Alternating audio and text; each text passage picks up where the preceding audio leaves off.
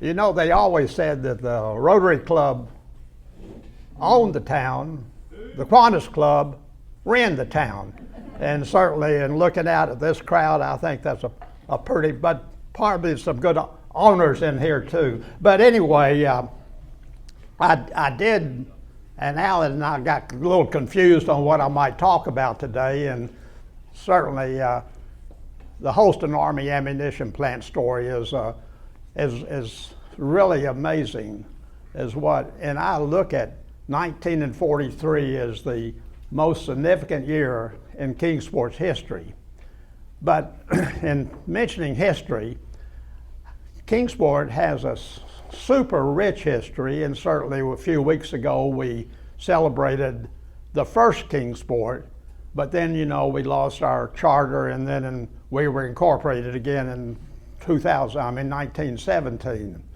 But the way that Kingsport involved and what it came through in the early years, it was just really a significant story that it's fun to tell about. And it all starts back with, I think, three men: George Carter, J. Fred Johnson, and John B. Dennis. Johnson and Carter were born in Hillsville, Virginia, and were brother-in-laws. And Mr. Carter had a dream of building a railroad, actually from Charleston, South Carolina to Cincinnati. And he was an entrepreneur in many ways. He was an industrialist. He always had an operation of some kind that had an inflow of money. But that railroad was his main objective. But it wasn't the railroad, it was the coal in Southwest Virginia, basically around Dant and St. Paul and up in that western corner of Virginia. And certainly he was driven by that dream to pull the coal out of that area and ship it down to eventually to Charleston. But he needed the railroad to get from that area. The Southern actually went by way of Knoxville, and then the railroads were on the East Coast, but there was no really railroad that took the coal down to that area of the country.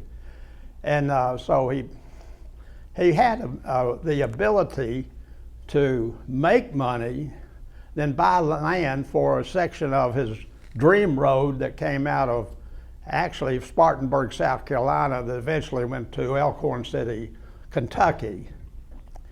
And but he didn't. It wasn't a full-length construction project. He would do sections at a time and sections at a time.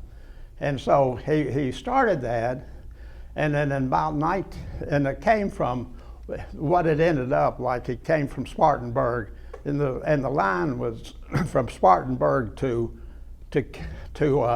Johnson City was finished, and then he got the line going through Kingsport and up into Southwest Virginia. And and with that, he would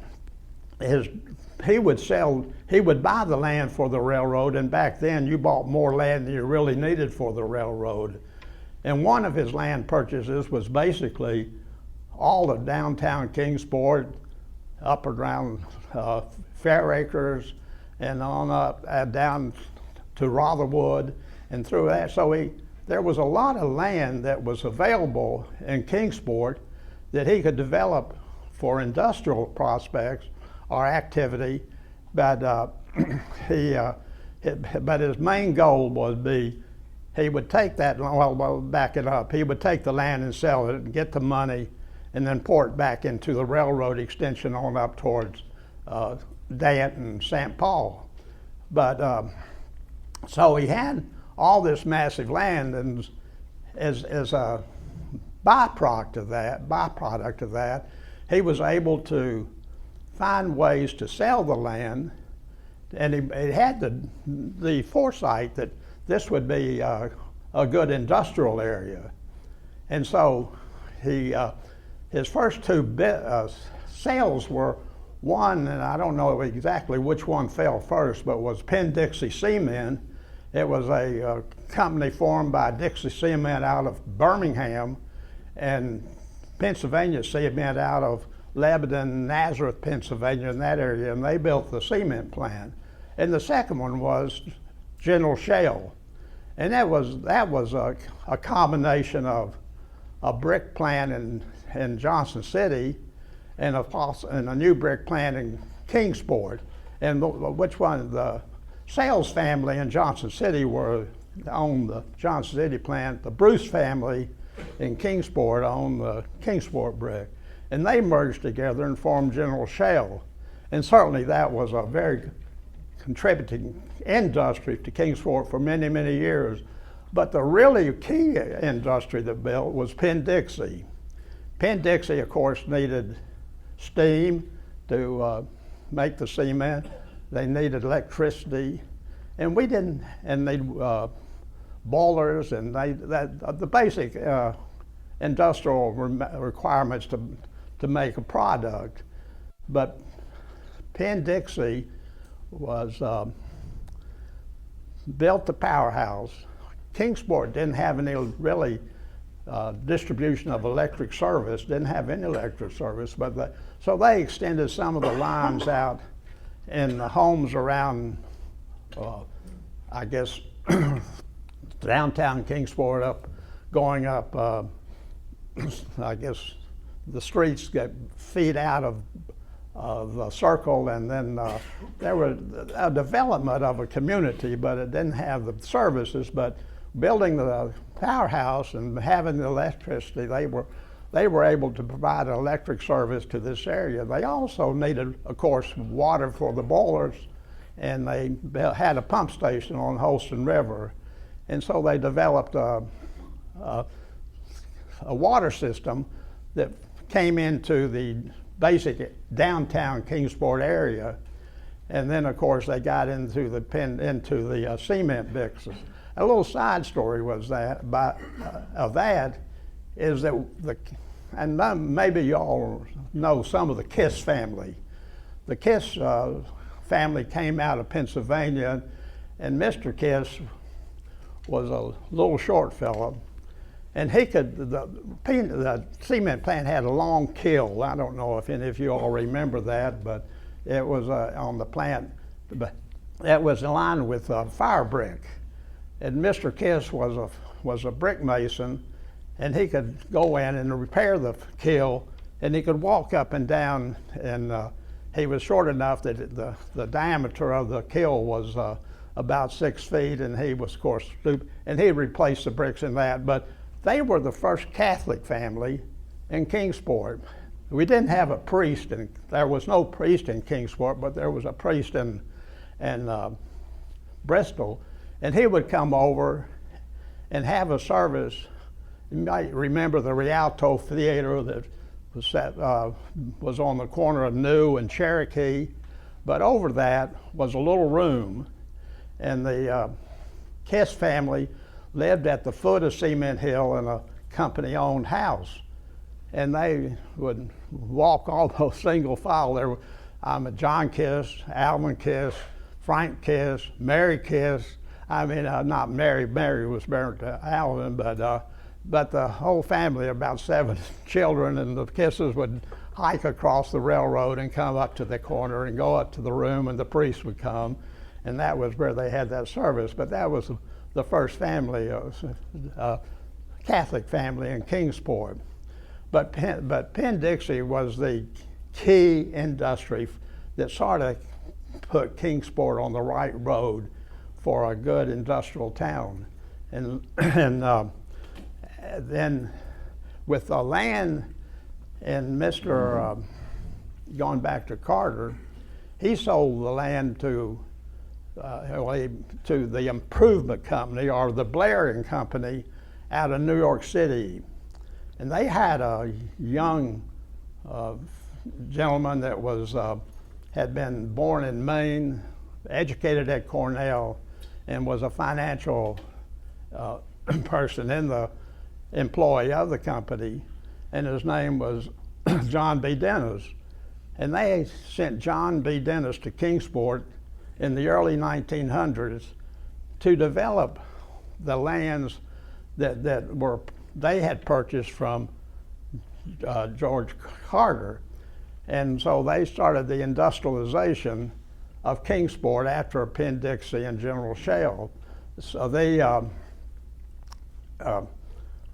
was an existing industry that was started in Kingsport that didn't come through the improvement company or that. It was the belt company. Gosh, I'm trying to think of. Right. The three, the Brownell family and the Wilson family, and the Chevelle. Yeah, Chevelle. No, not Chevelle, but there were three families that were the sort of the prime owners of that, and they were a day late and a dollar short. They made belts for horse and buggy and the transportation system back then, but when the cars started being produced, the belt system and the leather business got sort of suspect, and they sold. Well, I think they went to the bank, but anyway, Brown Shoe Company out of St. Louis picked up the books of the Grant Leather Company, and so they sent a young man down who had just graduated from Yale University. His name was Prescott Bush. And Prescott Bush moved, and he lived on Knollwood. The little street runs from Wateree over to Yatkin Circle. He lived on that street, and Miss Bush got pregnant while she was in Kingsport, but they were only here for about 6 months. But the child turned out to be George H.W. Bush, the President of the United States. And some of the city fathers thought, boy, maybe we can claim that he was born in Kingsport, and said, no, we can't. Well, someone suggested we put a sign on the entries into Kingsport on 11W and 23 that said George H.W. Bush was conceived in Kingsport. And so, but anyway, that was one of the, but then the leather company was no longer, and then Mr. Chevelle, H.J. Chevelle, was, unbeknownst to the financial condition of Grant Leather Company, accepted a job. He was from Michigan, and he didn't really, back then, of course, didn't have telephones or real instant communication back through, but he and Miss Chevelle came to Kingsport thinking he was going to be an employee of Grant Leather Company. In the meantime, the financial struggles of Grant Leather Company led to their demise. But Mr. Johnson, J. Fred Johnson, knew that Mr. Chevelle was coming to Kingsport, and so he took him over, sort of helped him out, and told him, the sad story that his employment was not there, but he would like to help him start a new company, and that was Slipknot Belting. And the Slipknot Belting, of course, right at that time, the South was experiencing a major textile improvement, textile building of small mills around the Southeast, and they sold their belts to that. And Mr. Chevelle was a super salesman, but he had the good workforce back here, and so the Slipknot Belting became one of the early industries. And then Mr. Dennis had some pretty good contacts, and one of them was George Meade in Dayton, Ohio, and they had a paper plant in Chillicothe, and Mr. Dennis knew George Meade through some arrangement, I don't know how, but anyway, he talked Mr. Meade into building a plant in Kingsport, and certainly Meade Fiber was one of the cornerstones of the industries in Kingsport. And then he looked around. George Eastman was developing a major company in Rochester, New York.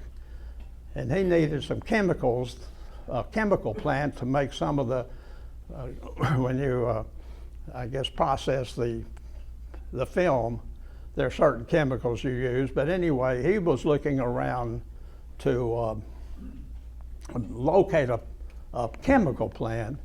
And the history here is just phenomenal.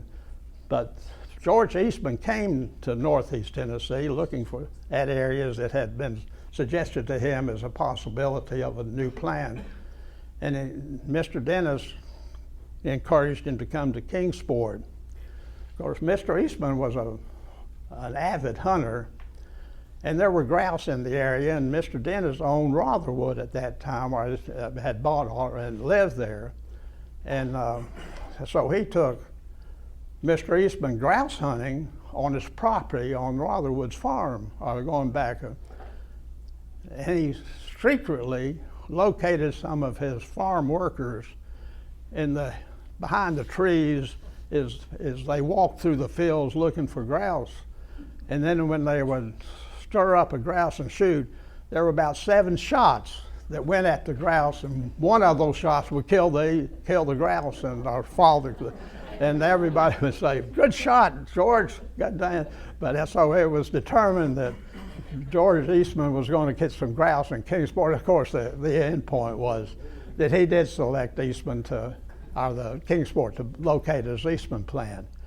But in the meantime, there were other activities that, and probably one of the equally as important as Eastman at that time was the press. And John B. Dennis had the, I guess, inside track to get to some of the big publishers in New York City. And Mr. Dennis was chairman of the board of the press, but the press was so important to Kingsport, and then to the publishing manufacturing arena in the country. And one of the stories is that they published the Book of the Month Club, and they would mail that. It was a popular, many families signed up for the Book of the Month, and but they were mailed out of the press right in this area, and the revenue from the postage was amazing that the press generated in mailing books. And back in the 50s, Kingsport was going to get a new post office, and they based the arrangement on the amount of revenue that was produced from the community and the postage, and that would sort of determine how much money they would invest in the new post office. Well, most of the money was generated by the press mailing out books to their customer base, and so we got the new post office on Center Street, and then closed the post office there on the corner of Broad and New, and so that was a benefit from. But the press had so many employees, and the employment of all the plants. There was more of a family activity that was generated from the plants. At the sports league, Eastman had a softball. The press had softball teams. Meade had softball teams, and the attitude in Kingsport was just go, go, go, and enjoy evening activities, and a lot of it was sporting activities. And it generated I think, a love of athletics in Kingsport. And sort of the side stories is that in 1926, Dobbins Bennett had a super team. A quarterback was Bobby Dodd, and a halfback was Paul Hugg. Vanderbilt at that time had some good teams, and I forget the name of the coach at Vanderbilt at that time. But anyway, he had encouraged Dodd and Hugg to come and visit Vanderbilt and maybe attend school there and participate in the football program. General Neyland had just come to UT, and he got word that of course, they went on by railroad. They had to ride a railroad over to Johnson City, get on down and go through Knoxville. General Neyland sent some people up to the railroad station to see the train that was going from west over to Nashville. And he said, there's two men on there, two young high schoolers, young men, that are on that train. Paul Hugg, their names were Paul Hugg and Bobby Dodd. They never did get to Vanderbilt. He captured them, so to speak. Of course, Dodd was an all Southeast, and certainly had he didn't graduate after football season. He didn't graduate from UT, but John Heisman was coach at Georgia Tech. Of course, the Heisman Trophy was named for him, but he got Dodd to come and be on his football staff after this, I guess, the 19 and 30 season, or 29 season, or 30 season. So Dodd went to Georgia Tech and had a tremendous history of football coaching at Georgia Tech, and of course, Kingsport. There were a number of players that played for Dobbins Bennett did go, and of course Hal Miller was an All-American there. Darrell Crawford was an All-SEC quarterback, but there was just a number of graduates from Dobbins Bennett that Bobby Dodd recruited. And then I guess the other athletes that came through Kingsport in the early ages, the Cyphers. Ed Cyphers went to UT and was on the team that was unscored on in 1938, I guess it was. He played with Sam Bartholomew, who later came to Kingsport, and the Bartholomew name was pretty popular with young Sam and of course Sam Sr. worked at Eastman, but then George Cyphers. But his younger brother, Ed Cyphers, led the nation in scoring in high school football in 1940. And he was probably, I guess, maybe the most outstanding football player that was produced by going through the Dobbins Bennett sports program. And he did sign with UT, and he played 1 year, but of course the war came along, and it interrupted his football activity, and he did end up playing 1 or 2 seasons for the Washington Redskins, but we don't really know what Bobby Cyphers would have been as a NFL, because what he did in Kingsport was above and beyond what anybody could think of. And some other high school players, Al Agate, you might know the name Al Agate, the Agate family. Al's father worked, another plant was Blue Ridge Glass, but his father worked there, and then he went to Michigan State and performed well at Michigan State. But talking about Blue Ridge Glass, it was a glass plant that made specialty glass. And certainly it's got its name from some of the glass products that they sold. And one of the products was, I forget exactly what they were trying to do, but as you melt sand and other things to make your glass, and it comes out of a layer and goes out along a plate. And they were trying to minimize the breakage of glass, and somebody said maybe we could put wire in that glass. And so they got a roll of wire at the layer, and they could feed the wire into, and they became nationally known for the wire glass. But of course, tempered glass came along later, and wire glass sort of went by the wayside. But wire glass was a tremendous product AFG, I mean Blue Ridge Glass.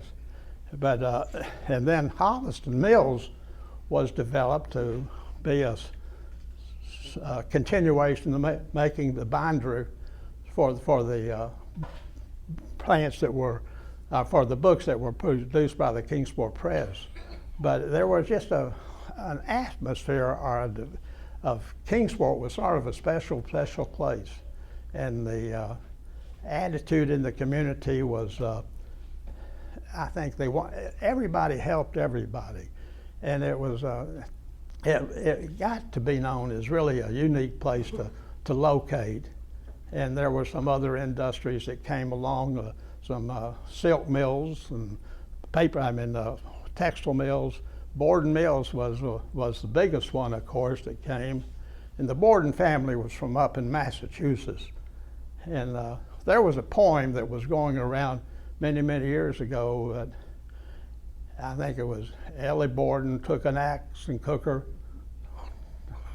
hit her mother with 40 whacks. And when she saw what she had done, she took the axe and hit her father with 41. I mean, Lizzie Borden was a personality that was, but I don't think the Borden family was any kin to her, but it was just that Borden name and the Borden plant that came here. And just like in most of the textile mills in the South, they built the village for the workforce, and then they located some of the management on up in a little, I don't want more upscale, but just other places in town. And so they did that same thing. And Mr. W.J. Steele was the plant manager and lived on Watauga Street. And Borden had 3 houses on Linville Street and another one on Watauga Street right down from Mr. Steele's house. And then they had the Massage Borden Mill Village. And so it was a major contribution again to Kingsport. And Kingsport also had at that time, they prior to World War II, developed a country club. And it was right behind Lincoln School, looking across Lamont Street, and down from the corner of Lamont and the Center Street. And one of the things, a friend of mine passed away just recently, Ted Hoover. I don't know if you all know Ron, but Ted's family lived on up towards Center Street. They had the young boys would come back from Ted's area, would come down and caddy at the country club, and all of them became pretty good, really good golfers. And I was thinking, that we miss that today. That all the clubs have carts now, and the caddy force is not there to, I think, interface with who they caddy for and make a little money on the side, but get to play golf is on the course when it was open for just the caddies to play, and they developed the game back forth. And I think we miss things like that. But overall, the atmosphere in Kingsport was good. And then, of course, World War II came along, and that was when RDX was developed and manufactured and produced in mass quantities with Area A and Area B and HOW, and of course that's a different story. But anyway, thinking back on the history, and I'm not really a historian, but I'm just one of these, sort of like Alex Haley's Roots. You just pick up stories and you hear them, and I was born in 1935. I'm 87 now, and I just heard these stories about Kingsport growing up, and of course, like many of us, we all feel like the childhood in Kingsport was sort of special, and the way we walked around town and came to the movies downtown, and it was. And you had the department stores on Broad Street and Broad Street was almost always very active, and then the school system with the 3 elementary schools of Jackson, Washington, and Lincoln, feeding into a single junior high school, and then Dobbins Bennett. But it was just, like I say, an atmosphere, an attitude that Kingsport was a fun place to grow up in, a meaningful place to grow up in, and certainly I think those things are continuing now. And like the football game tonight, I've never seen such a enthusiastic band in the student body and the shakers, spirit shakers. It's just almost contagious to see them react to things that are happening out there on that ball field. But I think that has been evolved from many, many years of love of community. I've talked just about time for y'all to leave, but are there any questions? Anybody that might? Yeah, Pat.